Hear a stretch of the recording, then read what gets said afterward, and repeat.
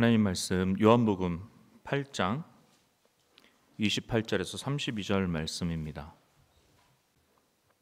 이에 예수께서 이르시되 너희가 인자를 든 후에 내가 그인 줄 알고 또 내가 스스로 아무것도 하지 아니하고 오직 아버지께서 가르치신 대로 이런 것을 말하는 줄도 알리라.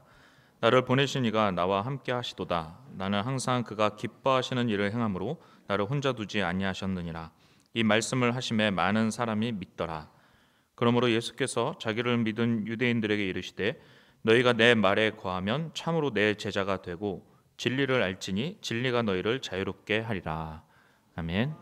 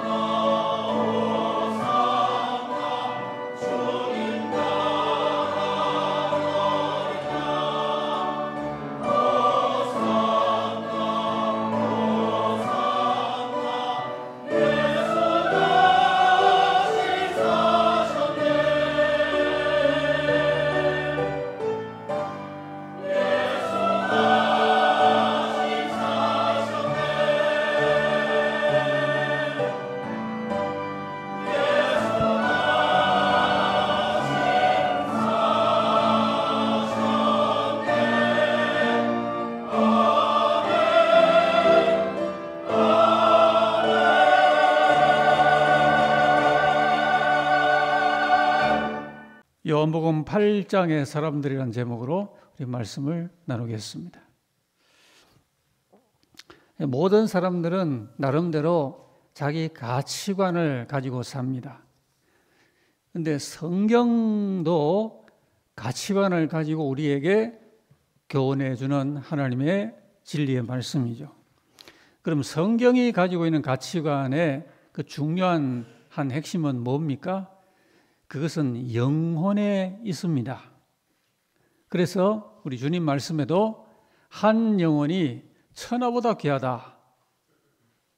여러분, 사람들이 오늘날 가치를 추구하여 열심히 사는데 그 모든 온 천하보다 더 귀한 가치가 한 영혼에 있다 하기 때문에 지금 우리 자신들이 주 앞에 그만큼 소중하고 우리가 함께하는 우리 옆자리의 성도들이 그만큼 소중하고 지금 아직 하나님 앞에 나오지 않는 가운데서 길거리를 다니고 있는 우리의 이웃 동포들이 그 한 영혼 한 영혼이 그렇게 소중한 것입니다.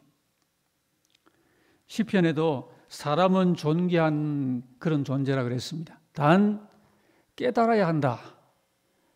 깨달아야 존귀한 사람의 그 존귀함이 더 의미가 있다. 그런 말씀을 주셨죠. 시편 49편에 존귀하나 깨닫지 못한 사람은 멸망하는 짐승 같도다. 사람이 존귀함을 스스로 나타내기 위하여 이 깨닫는 자리에 이르는 것이 중요하다라는 말씀인데요. 여러분, 하나님의 아들은 이런 가치관을 가지고 오셔서 사역을 하셨어요. 사실 주님께서는 그 말씀을 가지고 얼마든지 다시 이 온 세상을 고쳐 지으실 수도 있는 그런 온 이 지구의 그 어떤 환경을 위하여 주님이 이 땅에 오셔서 피 흘려 죽으신 게 아니죠.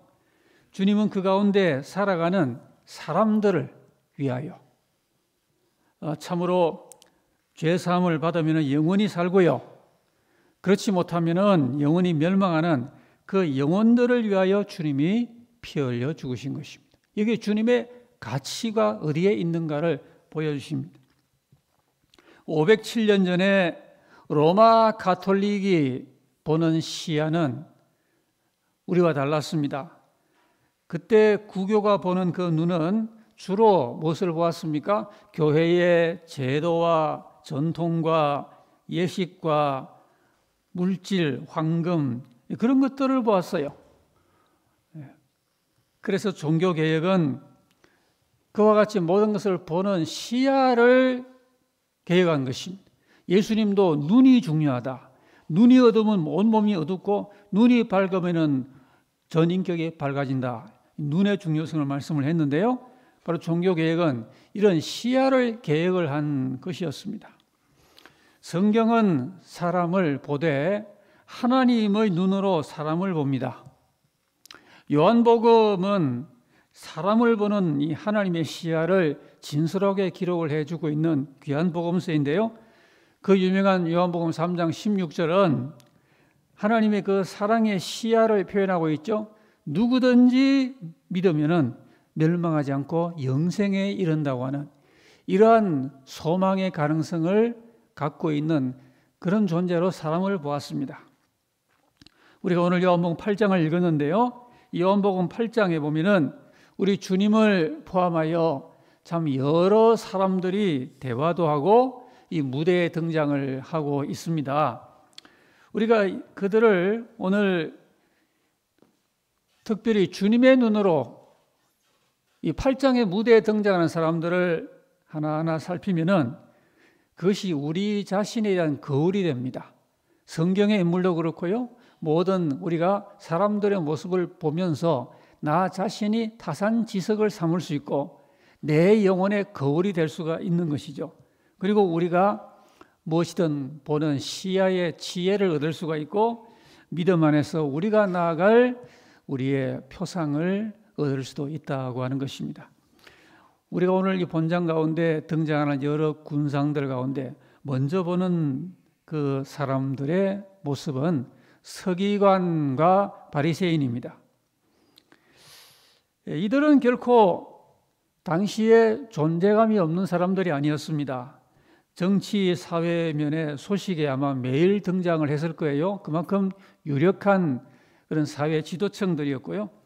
남다른 교양과 지성을 갖추었고 사람들의 관심을 끌었고 그들은 살아있는 권력도 손에 쥐고 있는 사람들이었고 여러모로 당시의 사람들 앞자리에 나갔던 그런 위치였습니다. 그런데 요는 그러한 존재감과 영향력이 어떻게 그들에게서 발휘되었느냐 하는 것이고요.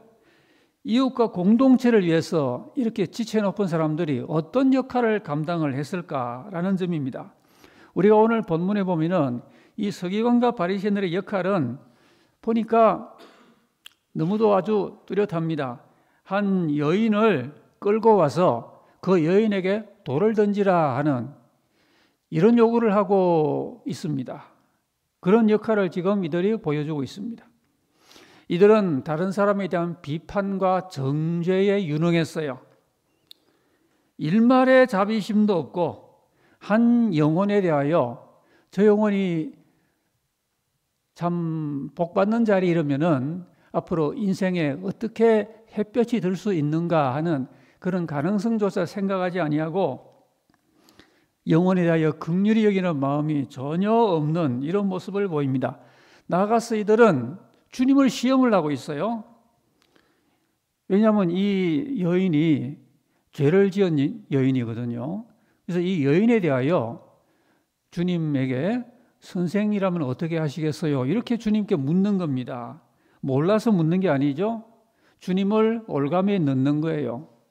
주님의 대답에 따라서 자, 저분은 자비심이 없다 이렇게 비판하든지 아니면은 저분은 공의롭지 않다 이 두 가지 가운데 한 가지에 걸려들게 만들려고 주님의 대답에 따라 주님을 고소할 그런 구실을 찾고 이런 말을 하는 거죠. 이런 캐릭터가 어느 시대나 있습니다. 이런 유형은 그 사회에 건덕이 되지 못합니다.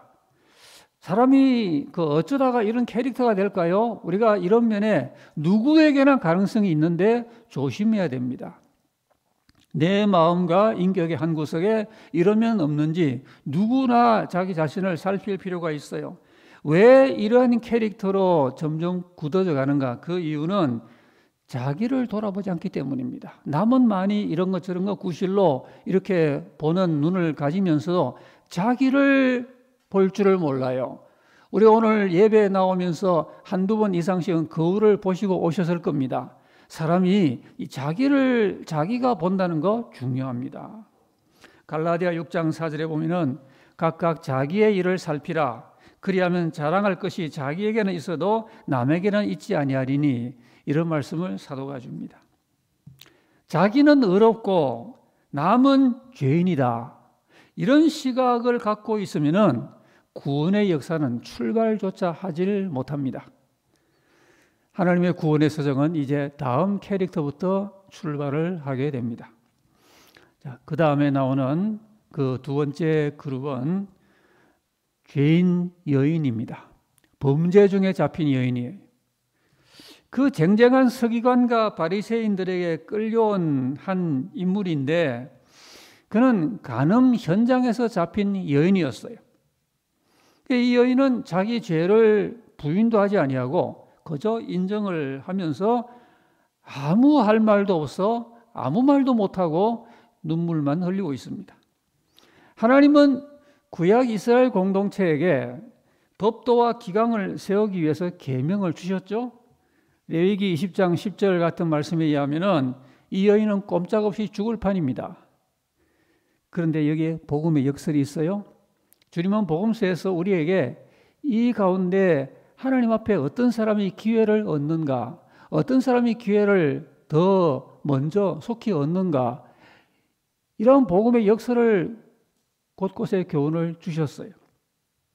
죄인이 자칭 의인보다 천국에 먼저 들어간다. 여러분, 이해가 안 되는 주님의 역설이에요. 어떻게 그래도 나는 이만큼 의롭다라고 하는 사람보다 이렇게 모든 사람 앞에 손가락질을 받는 죄인이 천국에 먼저 갑니까? 지금도 많은 사람들은 이해를 할 수 없는 그 역설이 주님의 복음에서 우리에게 빛을 비춰줍니다. 주님은 누가복음에서도 비슷한 상황을 말씀을 하셨어요. 거기에도 바리새인과 서기관이 등장하는데 주님께서 어느 날 죄인들 그리고 이 세리들과 함께 식사를 하셨어요. 그 모습을 보고 주님을 이제 조소하는 겁니다. 저 세리와 죄인들이 어떤 사람들인데 어떤 사람들인지도 모르고 저 예수란 분이 저렇게 식사를 저들과 함께 하는구나 하면서 죄인들과 함께 교제하는 주님을 향하여 손가락질을 합니다. 그때 누가복음 5장 31절에 주님은 이런 역설을 말씀하시죠. 건강한 자에게는 의원이 쓸데없고 병든 자에게라야 쓸데있다. 내가 의인을 부르러 온 것이 아니고 죄인을 불러 회개시키러 왔다. 굉장한 말씀을 하십니다. 너무 당연한데요. 듣고 보니 우리의 폐부를 찌릅니다. 여러분, 의사가 왜 필요합니까? 건강한 사람에게는 의사가 필요 없잖아요. 병든 사람에게 필요하잖아요. 주님이 왜 이 땅에 필요한 구주로 오셨어요? 사람들이 병들었으니까요. 영과 육에 병들었으니까 오시지, 사람들이 다 건강하다면 주님이 이 땅에 사람의 몸을 입고 오셨을 이유가 없죠. 여러분, 초림의 주님은 사람들에게 긍휼을 베푸셨어요.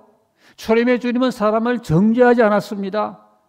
네가 이렇게 몹쓸 죄를 지었으니 너는 당장 지옥 확정이다. 주님은 그런 말씀 안 하셨어요. 여러분, 초림의 복음은 남을 정죄하지 않는 복음이에요. 우리가 오늘날 이 주님의 이 뜻을 살핀다면은 아직도 기회가 있는 이 기회의 시간을 우리 인생의 여정에 살면서 남을 함부로 정죄하거나 다른 사람을 용서 못하거나 이러면 안 됩니다. 그것은 주님의 복음의 그 방향과 맞지 않는 것이죠. 주님은 이 여인을 간음 현장에 잡혔으니까 부인도 못하는 그런 상황에 놓여 있었는데, 그러나 주님은 이 여인을 결코 정죄하지 않으시고 나도 너를 정죄하지 않는다. 다만 다시는 죄를 짓지 말아라.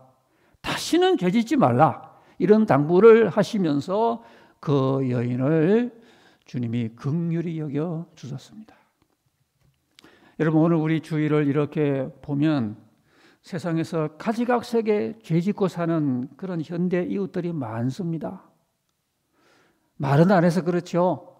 다 직장에 올 때 그래도 괜찮은 옷 쫙 갈아입고 그렇게 자기를 화장도 하고 이렇게 오니까 다들 레이디 앤 젠틀맨 같이 보이잖아요. 그러나 그 속에 얼마나 갈등이 많고 얼마나 스스로 지은 죄나 인생의 실패 때문에 그런 지우기 힘든 상처로 밤에 눈물 흘리며 그렇게 혼자 고뇌하는 사람들 얼마나 많은지 모릅니다. 사실 그들은 다 가련한 영혼들입니다. 우리가 이들을 적어도 초림의 주님의 복음적인 시선에 의하면은 죄지었다고 사람들을 정죄하지 말고 단정하지 말아야 됩니다. 우리가 하나님입니까? 우리가 심판자입니까? 주님도 간음 현장에 잡힌 여인을 정죄 안 했는데 우리가 누구라고 남을 함부로 심판하고 단정합니까? 이건 피조물이 그래서는 안 되는 거죠. 오늘 하나님께서는 어떤 죄인도 구원하실 능력이 있어요. 로마서 1장에 그렇게 밝히지 않습니까? 사도는 복음을 전하면서 내가 복음을 부끄러워하지 않는다 그랬어요. 그 이유는 이 복음이 모든 믿는 사람을 구원하는 하나님의 능력이 됨이라. 복음은 어떤 죄인도 구원할 능력이 있어요. 사도가 이걸 믿었기 때문에 그 복음의 초창기에 모든 어려움에도 불구하고 담대하게 모든 민족, 모든 계층의 사람들에게 복음을 전한 거 아니겠습니까? 오늘 어떤 사람에게도 하나님 앞에서 천국의 희망이 남아있다. 인생의 역전 내지는 인생의 반전의 가능성이 남아있다. 그러므로 하나님 앞에 늦었다고 생각하지 말고 마음을 돌이키라고 우리가 권유하여야 할 것입니다. 범죄 중에 잡힌 여인의 이 무대를 또한 우리가 보게 됩니다. 그 다음에 일반 유대인들인데요. 그 다음에 이 유대인들이 등장을 합니다. 근데 이들은 주님의 말씀을 함께 들은 사람들이에요. 22절 말씀에 유대인들이 이르되 그러잖아요. 이 유대인들은 어쨌든 주님과 이 대화하는 가운데 여기저기 함께 자기 위치에서 참여했던 사람들이에요. 그래서 일반 유대인이라고 제가 그렇게 명명을 했어요. 그런데 이들의 이 대화를 이 8장에서 이렇게 우리가 체크를 해보면은 이들은 주님의 말씀을 들었지만은 엉뚱한 질문을 합니다. 뭐라고 합니까? 자기들끼리 말하기를 예수 저희가 자결하려는가? 엉뚱한 말을 합니다. 주님이 자결한다는 말은 그 대목이 나올 수도 없는 이야기인데 뭐 이런 질문이 스스로 자기들 가운데서 서로 제기를 하고요. 그리고는 주님을 향해서는 예수여 당신은 누구세요? 이런 질문도 합니다.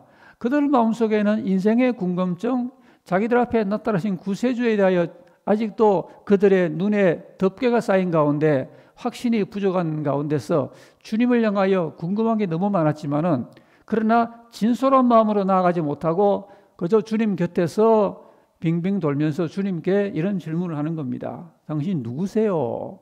요한복음에 이런 질문이 나옵니다. 주님 앞에 그저 허심탄회한 마음으로 나아가서 그 주님을 온전한 믿음으로 바라보고 영접했더라면 주님을 알 텐데 그런 자기 결단하지 아니하고 그저 밖으로 돌면서 주님을 향하여 궁금증 어린 시선을 여전히 갖고 있는 겁니다. 그리고 그들에게 중요한 점은 깨달음이 없었어요. 오늘 28장 27절 같은 데 보면 그들은 깨닫지 못하니라 그랬습니다. 여러분 사람이 깨닫지 못한다는 것은 참 인생에 너무도 아주 그에게 피해가 되는 정신적인 실패의 단면입니다. 사람이 다른 사람보다 외적으로 좀 부족해도 깨달음을 갖고 살아야죠. 그들은 깨닫지 못하더라. 일반 유대인들에 대한 묘사예요. 주님은 천국 비유에서 길가에 뿌려진 밭에 대해서 말씀을 하신 적이 있죠. 마태 13장 19절에 아무나 천국 말씀을 듣고 깨닫지 못할 때에는 악한 자가 와서 그 마음에 뿌려진 것을 빼앗나니 이는 곧 길가에 뿌려진 자라 그랬습니다. 말씀은 같이 들었어요. 주님의 말씀을 들은 사람들 가운데는 12 제자도 있고 또 그 다음에 나오는 이제 믿음을 결단한 사람도 있고 그 다음에 결단도 못하고 서성대는 유대인도 있고 이제 그런 사람들이었어요. 근데 그들 모두가 어쨌든 자기 위치에서 주님의 입에서 나오는 말씀을 들었어요. 말씀을 들었지만은 이들은 길가에 뿌려진 그 밭의 신세를 면치 못했다는 겁니다. 천국 말씀을 듣고 깨닫지 못하면은 악한 자가 마음에 뿌린 걸 빼앗는다 그러는데 악한 자가 누구겠습니까? 이 사람이 아니고 마귀라 그랬어요. 사탄 마귀가 우리에게 말씀이 남아있으면 그 말씀이 영생으로 역사하기 때문에 말씀을 빼앗아가는 거예요. 그래서 우리가 말씀을 그 11월 첫 주에 암송되도 하지만 하나님 말씀을 이같이 암송도 해야 될 필요가 여기 있는 겁니다. 내 마음에 말씀이 남아있어야 하나님의 영원한 그 기업이 내 영혼의 소유가 될 수 있는 겁니다. 우리가 말씀을 빼앗기면은 그 다음에 줄줄이 믿음도 빼앗기고 소망도 사랑도 경건도 다 빼앗기게 됩니다. 길가에 떨어진 씨앗과도 같이 이들은 함께 군중 속에서 말씀을 들었지만은 하나도 남는 게 없었습니다. 깨닫지 못합니다. 우리가 깨달을 때 말씀을 건지는 것이죠. 그리고 결국 이들은 주님을 그 말씀을 믿지 않은 불신자로 전락을 하게 됩니다. 8장 24절에 너희가 만일 내가 그인 줄 믿지 아니하면 너희 죄 가운데 죽으리라. 결국 이들은 그렇게 말씀을 실컷 듣고요. 그리고 이들은 믿지 못합니다. 여러분 이들이 일반 유대인들의 모습이었습니다. 오늘 얼마나 하나님의 말씀이 널리 전파되고 있습니까? 기독교 채널이 우리나라에 3개입니까? 4개입니까? 그렇게 틀기만 하면 설교가 나오는 이런 시대입니다. 그렇게 말씀이 널리 전파되고 있는 이때에 말씀의 가성비가 높지 못해요. 수많은 말씀이 낭비되고 있다고 하는 겁니다. 말씀을 들어도 듣는 사람들 가운데 줄줄 새고 있는 우리가 이런 모습을 보면서 우리가 하나님 말씀 앞에 우리의 깨달음을 더하고 믿음을 더해가는 이런 진지함이 꼭 필요하다는 것입니다. 이제 더 나아가면은 이런 유대인들 가운데 드디어 결신하는 그런 반응이 보입니다. 즉 믿음을 이제 갖게 되는, 이제 믿겠다고 하는 사람이 나서게 됩니다. 오늘 본문 30절에 보면은 이 말씀하심에 많은 사람이 믿더라. 상당수의 사람이 주님의 말씀을 이렇게 듣고, 다는 아니지만 말씀 들은 사람 가운데 상당수가 믿더라. 참 아름다운 모습이죠. 말씀을 듣고 아무 반응도 안 보이는 것보다 말씀을 듣고 믿어볼까? 믿을만 하네? 믿어보지 뭐. 믿겠습니다. 이렇게 나간다는 것은 희망적이죠. 31절 말씀은 믿은 유대인들이란 말이 나옵니다. 일반 유대인들이 있고 믿은 유대인들이 있단 말입니다. 이 세상에요, 참 너무도 신비롭습니다. 같이 말씀을 듣는데 어떤 사람은 믿고 어떤 사람은 안 믿어요. 설교 시간에 같이 설교를 듣는데 어떤 듣는 사람은 그 말씀을 조리 있게 또 자기 영혼 속에 정돈하고 듣습니다. 어떤 사람은 평소에 하던 것처럼 말씀이 한 귀로 왔다가 스쳐 지나갑니다. 자, 이게 차이입니다. 대체로 어느 시대나 어느 사회나 사실 믿는 사람은 더 나아가 깨닫는 사람은 소수입니다. 확률적으로 봐도 씨 뿌리는 비유에서 그 4가지 종류의 밭 가운데 옥토의 밭은 4분의 1이잖아요. 25%. 그러니까 하나님 말씀을 듣고 잘 깨닫고 인내로 지키고 그래서 열매를 맺는 사람은 소수죠. 이게 진리의 특성입니다. 많은 사람들이 받아들이는 게 진리가 아니고요. 사람들은 하나님 앞에 본능적으로 아담 이래로 부패해서 진리를 받아들이려고 하지 않습니다. 그래서 진리를 받는 사람은 어느 사회나 소수인 거죠. 주님은 좁은 길로 가라고 말씀하셨고요. 이시바 시게루 일본 총리가 이달 초에 취임을 했죠. 근데 일본에서는 보기 드물게 4대째 기독교인이라고 하는 보도가 나왔습니다.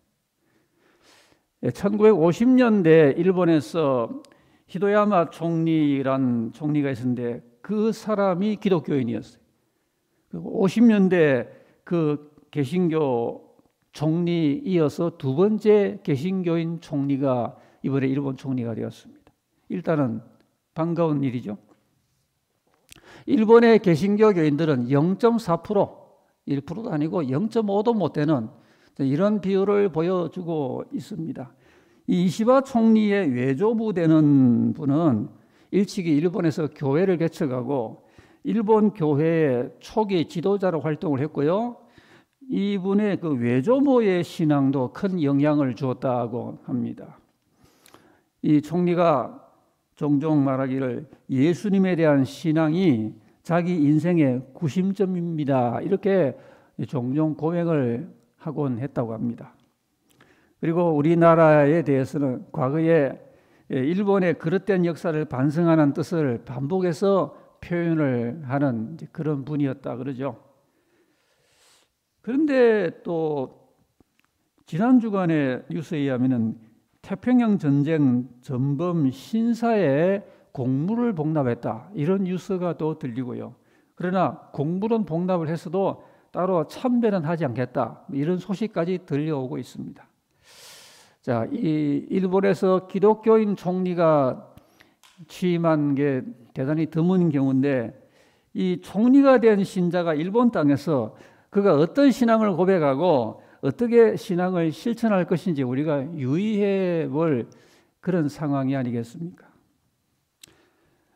오늘 이 본문에서 믿는 유대인들이 믿게 되었는데 그들의 믿음이 어떤 믿음인가? 우리가 이런 점도 고찰을 해볼 필요가 있습니다. 그런데 이들은 이제 믿겠다는 처음의 의사나 어떤 마음가짐을 표출을 했는데, 근데 이들의 믿음은 본론에 이르는 믿음이 아니었어요. 이제 막 첫 발을 내디딘 겁니다. 말씀을 긍정하는 그런 믿음의 반응을 보였다는 점에서는 앞에 나오는 일반 유대인들보다는 희망적이고 소중한 모습이지만은, 그러나 우리가 이런 믿음을 보면서 그것이 믿음을 다 가진 것이라고 단정하거나 예단하지 말아야 됩니다. 이들은 아직도 마음을 다하여 하나님을 제대로 믿고 따르는 단계가 아니에요. 시편 57편의 다윗의 시와 같이 하나님이여 내 마음이 확정되고 확정되었사오니 내가 노래하고 찬송하리다라는 이런 자기 마음을 확정하는 믿음의 그 고백 단계는 근세도 가지 못한 아직 이제 출발 단계예요. 그래서 이 31절 이하는 이들과 주님과의 대화가 전개가 되고 있는데, 그 대화가 전개되면서 믿어보겠다고 의사를 표출한 이들의 그 결신의 실상이 어떻게 우리에게 비춰지는지 우리가 볼 수가 있습니다. 주님은 이들에게 신앙의 성숙에 표대한 영적 자유에 있다, 그렇게 말씀합니다. 오늘날 많은 우리 이 교회에 들어 회자되는 것처럼 기복신앙, 번영신학처럼 하나님 믿고 그저 외적으로 잘 되면은 그게 잘 믿는 거다, 주님은 그렇게 말씀하지 않았어요. 주님은 분명히 신앙의 성숙의 표대는 영적 자유에 있다, 그렇게 말씀을 했어요. 그런데 그들은 주님의 이 진단을 거부를 합니다. 그리고 자칭 그런 말씀하지 마세요. 우리는 아브라함 자손입니다. 우리는 자유롭습니다. 라고 그렇게 주님의 진단을 거부를 하고 있죠. 심지어 그들은 아브라함 자손이라고 하면서도 그 후에 보면은 37절 말씀에 주님 말씀이죠. 내 말이 너희 안에 내 말이 있을 곳이 없으므로 나를 죽이려 하는도다. 야, 놀라운 반응입니다. 얼마 전에 믿겠다 그랬던 이들 아니겠어요? 그런데 하나님 말씀이 그들 속에 있을 곳이 없으므로 이제 주님을 죽이려고 한다라고 주님이 말씀합니다. 그리고 59절은 실제로 돌을 들어서 주님을 치려고 합니다. 그게 주님의 진단이에요. 43절에 어찌하여 내 말을 깨닫지 못하느냐, 이는 내 말을 들을 줄 알지 못함이로다. 결국 깨달음의 문제가 또 나옵니다. 믿겠다고 하긴 했지만 깨달음이 그 심령에 깊이 그의 마음을 비추지 못하기 때문에 일어나는 현상이에요. 44절에 주님은 진리가 그들 속에 없다라고 진단하시고요.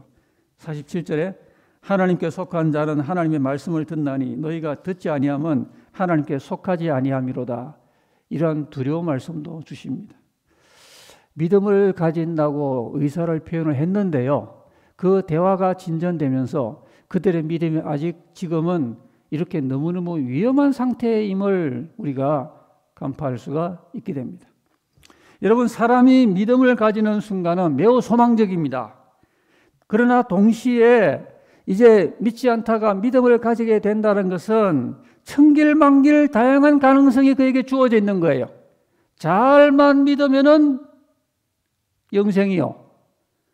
그러나 많은 사람들이 가는 그 넓은 길로 계속 기웃거리면서 초질관 그 믿음을 이어가지 못하면은 신앙에 낭떠러지요. 이런 가능성이 이제 갓 태어난 믿음을 이제 갓 결신한 사람에게 주어져 있는 그 영성의 단면입니다. 여러분, 아프리카 정글의 이 동물들은 갓 태어나서 얼마 동안 매우 위험하다 그럽니까? 그래서 더 힘센 동물에게 잡아먹힐 수도 있고요. 어쨌든 굉장히 많은 그 아프리카에 갓 태어난 그 동물들이 그런 위험한 시기를 만난다 그러죠. 오늘 우리가 주님을 믿는 결단을 했고요. 지금 우리가 오늘 같은 경우에 이제 학습을 받겠다는 그런 성례를 우리가 교회적으로 거행하기도 하고, 이런 가운데서 우리가 그것으로 모든 것이 다 갖추어진 것이 아니라는 점을 분명히 직시할 필요가 있습니다. 믿음의 서론 단계 너무 오래 있으면 안 돼요. 초신자란 예수님 이제 믿기로 하고 등록을 한 사람이 초신자만이 아니고요. 오래 다녀도 믿음이 어리면 초신자겠죠. 우리 믿음은 속히 본론으로 나아가야지 믿음의 서론이 너무 길면 안 되겠습니다. 위험합니다. 우리가 오늘 믿은 유대인들의 이런 실상을 보면서 이제 우리 주님으로부터 오늘 이 요한복음 8장에 나오는 여러 캐릭터들 가운데서 이제 결론적인 신분이 제시가 됩니다. 말씀을 듣고 이제 결신도 했어요. 그러나 일관성 있게 신앙의 본론으로 잘 나아가지 못하는 이런 유대인 그룹에게 주님께서 바로 제시하신 대안이 있어요. 그 대안은 바로 제자의 삶입니다. 이 제자의 삶이란 어떤 삶이에요? 한마디로 말하면 오늘 31절 말씀에 너희가 내 말에 거하면 이라고 말씀을 했어요. 주님의 제자는 말씀을 거부하는 사람도 아니고 말씀을 한번 믿어볼까 하고 그런 정도 의견을 표출하고 많은 그런 사람도 아니요. 말씀에 거한다는 것은 말씀과 더불어 인생을 사는 결단을 한 사람들, 결단과 더불어 실천을 하는 사람들을 가리킵니다. 앞에 나오는 그 믿은 유대인들이 여러 가지 문제를 드러내는데 그들이 드러내는 문제의 대부분은 하나님 말씀에 대한 오해와 편견과 불충이었습니다. 하나님 말씀에 대하여 우리가 결단하며 주님이 우리에게 제시한 그 제자의 신분으로 나아갈 필요가 반드시 있는 것입니다. 주님은 일찍이 공생의 초기에 광야에서 분명히 말씀을 선포하셨죠. 사람이 떡으로만 사는 것이 아니고 하나님 위에서 나오는 말씀으로 산다고 하셨는데 여러분 이스라엘 백성이 그 광야에서 가져온 음식 재료나 이런 게 전혀 없는 가운데 하늘에서 만나가 떨어지고 그 만나를 통하여 먹으면서 그들에게 주님이 갖기를 원하셨던 교훈이 이겁니다. 사람이 떡으로만 사는 게 아니다. 하나님 말씀으로 사느니라. 여러분 멀리 갈 것 없이 지난 한 주간 이 말씀 전하는 저나 함께 나누고 듣는 여러분이나 한 주간 말씀 가운데 사셨습니까? 제 이 질문에 예스 하시면 제자예요. 예스가 안 되면 아직 신자이시지만 제자가 아니에요. 제자는 말씀으로 사는 겁니다. 떡으로 사는 것만이 아니라 하나님께서 나오는 말씀으로 생활하며 말씀 안에 거한다는 건요. 그 말씀에서 들어왔다가 나갔다가 하는 게 아니라 말씀 안에 푹 잠겨서 내 인생을 말씀과 더불어 말씀과 함께 사는 부름받은 삶을 뜻합니다. 오늘 성경은 여러 캐릭터가 나오고 있습니다. 서기관 바리새인 같은 외식자들이 있었던가 하면은 죄를 짓고 곤관한 영혼이 있었고요. 그를 지켜보던 많은 일반인들이 또한 있었습니다. 또 그들 가운데 일단 주님을 믿겠다고 결심하는 무리도 있었습니다. 그런데 주님은 우리 모두에게 제시하신 삶은 제자의 삶입니다. 그 제자의 삶으로 나아가는 도리가 바로 제자도라고 하는 겁니다. 저와 여러분이 살아가는 도는 딱 한 가지, 예수 제자도입니다. 예수 제자도를 확립하지 못하고 살면은 설사 교회 생활을 한다 하더라도 누구를 따라가는지 모르는 거예요. 여러분 과연 내 영혼이 누구를 따라가고 있습니까? 지난 한 주간 무엇 따라 살아오셨으며 누구 따라 살아오셨습니까? 예수 따라 예수 배우며 예수님께 순종하는 그 배움과 따름이 늘 함께하는 말씀과 주님의 그 사랑 가운데 푹 묻혀서 주님과 함께 말씀과 함께 살아가는 그리하며 영적인 성장을 도모하며 하나님 뜻을 이루는 이런 사람들을 예수 제자라고 말합니다. 오늘 주님이 많은 이 군상들 가운데 궁극적으로 우리 모두를 교회 직분이 어떠하든 간에 교회 봉사 그 직임이 어떠하든 간에 오늘 이 말씀 듣고 나오는 저와 여러분 모두를 콜링하시는 주님의 이 소명은 바로 이 신분에 있습니다. 그리고 이 신분에 내가 호응하여 말씀 안에 거하며 예수 제자로 살아갈 것인가는 순전히 저와 여러분의 선택에 달려 있습니다. 어떤 유형의 사람을 사시겠습니까? 뭐 연속극 이런 걸 보신다면 여러 배역들이 나오잖아요. 오늘 요한복음 8장은 하나의 드라마입니다. 여러 사람들이 나오는 가운데 주님이 어떠한 신분을 저와 여러분에게 21세기 이 말세지 말의 이 시대에 내가 내 인생의 그 형태로 선택하며 살기를 주님이 제시하셨는가? 여러분 다시 한번 우리 관심을 모두시면서 오늘 우리는 다 제자로 살려고 부름받은 것입니다. 교회 세례교인으로 등록하려고만 부름받은 게 아니에요. 왜 제자로 우리가 부름받은 이 생애를 살지 않냐고 우리가 세례교인으로 머물러 있다면 그것은 미래의 향방을 놓치는 것이 되겠죠. 우리가 말씀 안에서 주님을 배우고 주님을 따르는 가장 다이너믹하고 가장 소망적이고 환상적인 생애가 제자의 생애입니다. 이건 목회자냐 평신호냐 이거 아무 관계가 없어요. 초신자냐 몇십 년 된 신자냐 그건 아무 관계가 없어요.